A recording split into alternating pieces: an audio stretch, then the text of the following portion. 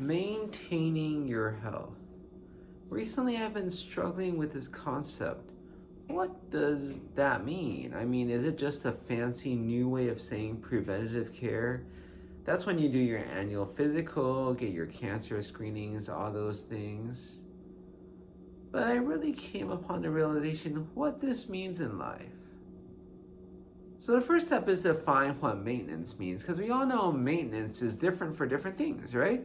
So maintaining your car, the new cars don't require much maintenance. Take it for its oil change. Or electric car, there is no oil. You really don't have much to maintain. If something goes wrong, fix it, right? Well, think about something different, like your house. Your new house may be fine for a few years, and then you have to start doing this, doing that. You have to clean it, right? If you don't, it'll be a dirty mess in 10, 20, 30 years. It'll be horrible, it'll fall apart. In fact, there's a book called Things Fall Apart, and that's just houses. Or maybe he was talking about human bodies. Because when we were younger, think about it, you didn't need to do anything to just live, right? To do stuff. When you're young, you could just sleep for a few hours, get up the next day, go hiking, you're fine.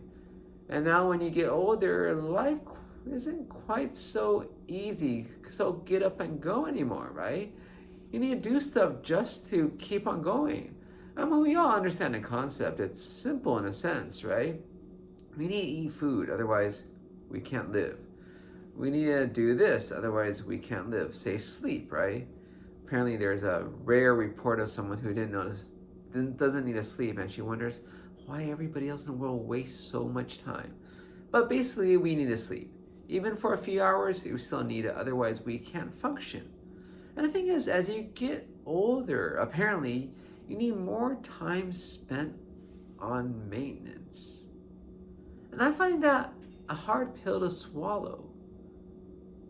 Recently, I went to a neurology conference about Parkinson's and other movement disorders, and they commented on how some people with Parkinson's have learned to take naps. And that's a good thing. They could take a nap and then they're refreshed. They don't even need to take more medication. They go on and be productive for the next few hours. And it sounds strange to have to interrupt your day for a nap when you're working. But the fact is, if this man didn't take a nap, he couldn't keep on working in his 50s with Parkinson's. But with the idea, the trick, shall we say, of a nap, he's still able to keep on going into his 50s, even with Parkinson's. And I think that's the beginning of what I'm thinking about. Maintaining our life. It's just as you get older, you need to do stuff just to keep on doing what you already have been doing.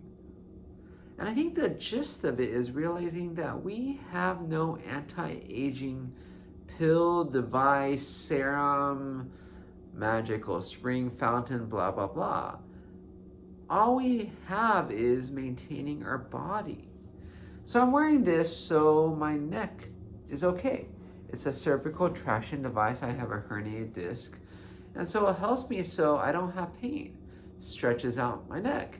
And it's obviously safe because you've seen those, National Geographic pictures of those ladies who wear these big gold rings and their necks are like this long. So obviously they're fine, their bodies work, right? But I think the idea is that spending time on our body to keep it going is sort of, on the one hand, weird to me, and maybe some of you, on the other hand, really normal. A lot of women know you have to maintain your face. You spend a lot of time on facial cleansing and whatever other lotions and oils you apply, right? Because you want to look good when you're 60, 70, 80. Otherwise, you can't go backwards. I think one thing that maybe was misframed by some doctors is the idea that you're doing this to prevent something bad from happening in the future.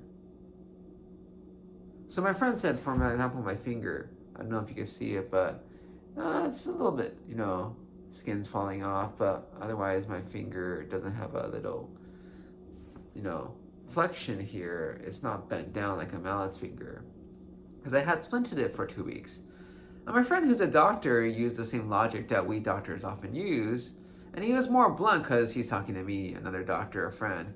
He's like, seriously, are you going to complain about having a splint for 2 weeks? and then you want to just pay the bill for that hand surgeon later? It's like, well, I get what you're saying. It's okay because this year I'm going to meet my deductible, so I don't care about the bill. But the point is, you want to avoid hand surgery, right? Isn't that simple? Surgery is not a good thing. It's not going to be as good as it was before, right? Humpty Dumpty falling down and breaking in bits and pieces, right? Maybe in today's technology we could fix him, put him back together, but he's not going to be as good as he was if he didn't fall and break in pieces in the first place. Why wouldn't we want to maintain ourselves so we keep on going and we don't have these issues in the future?